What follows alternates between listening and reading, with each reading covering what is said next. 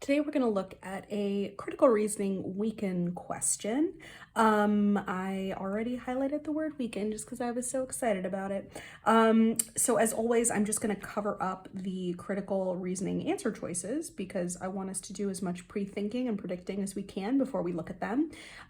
Portions of it are redacted because of copyright, so if you want to see the full question, go ahead and click the link to GMATClub in the description box and come back when you're ready. All right. So as always, the first thing we're going to do with CR is we're going to read the question stem first. Which of the following would most seriously weaken the archaeologist's argument? So obviously, we're here to weaken that argument. It's interesting to note sometimes whether the weaken is a general weakener or something more specific. Here, I would just say it's general. We're just weakening the argument, so we're kind of just weakening overall the conclusion and his main point, essentially.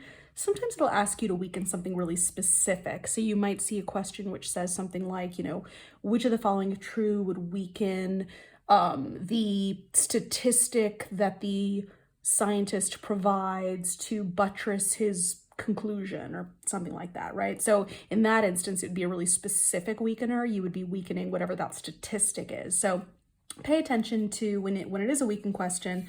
Pay attention whether it's a general one, this one, or if you're being asked to weaken some really specific portion or sentence of the argument. All right, as always, we're going to go sentence by sentence and kind of break it down using abbreviations and symbols. Archaeologist. Researchers excavating a burial site found a feline skeleton lying near a human skeleton. All right, so maybe I draw a little person, right, and maybe a little cat. Is this a cat? I don't know. Why does it have no legs? So very, very big whiskers. There we go. That kind of looks like a rat. Okay.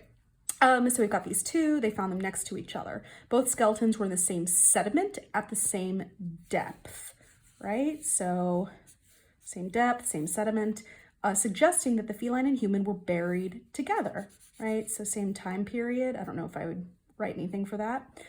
This shows that felines were domesticated around the time farming began, when they would have been useful in protecting stores of grain for mice. Okay, so here's the evidence, and the author's claim is the reason they're together is because the feline was domesticated, right? It was domesticated because they wanted this person, they wanted their cat to basically protect the grain, right? So domesticated them to, I'm going to say protect G, right?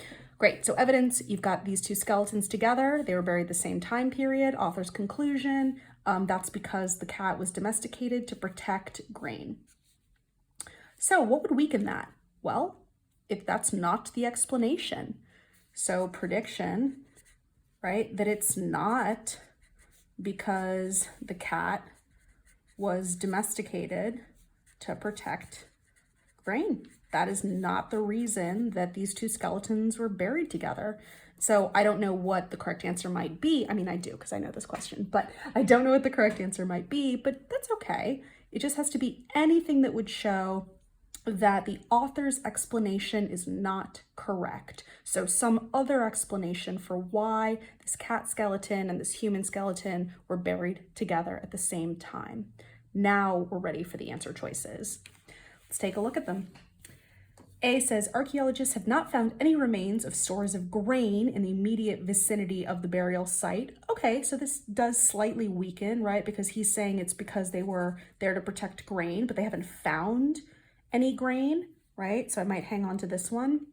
B, the burial site is substantially older than any other known burial site in which a feline skeleton and a human skeleton appear to have been buried together, right? Okay, well, just because this site is older than any other known sites, just because these sites are known or unknown, it doesn't really relate to the idea of whether this situation in particular proves that the cat was domesticated by the human to protect grain. It doesn't relate. So I think we can confidently cross off B.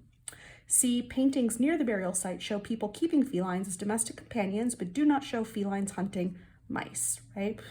Okay, I mean, it doesn't show them hunting mice, but just because the paintings don't show that, I mean, it's possible that they still did hunt the mice. So It's kind of a stretch. I mean, I think A is a better weakener than C, but we can keep C for now just to be cautious.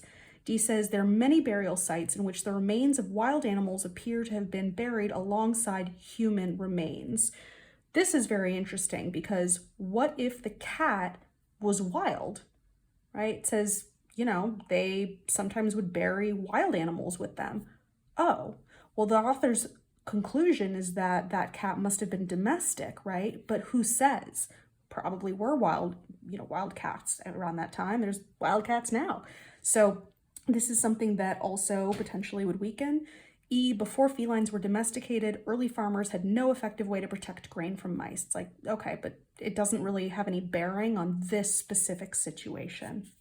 So if we look at our answer choices, we're always trying to figure out what the top two are, right? I think C, we can cross off. We already said that just because the paintings don't show something doesn't mean it's true or not true. It's just like maybe the painter just didn't feel like painting that day. So we're really down to A and D. And I think when you're faced with a weakener, go back to the question stem and remind yourself of this word most.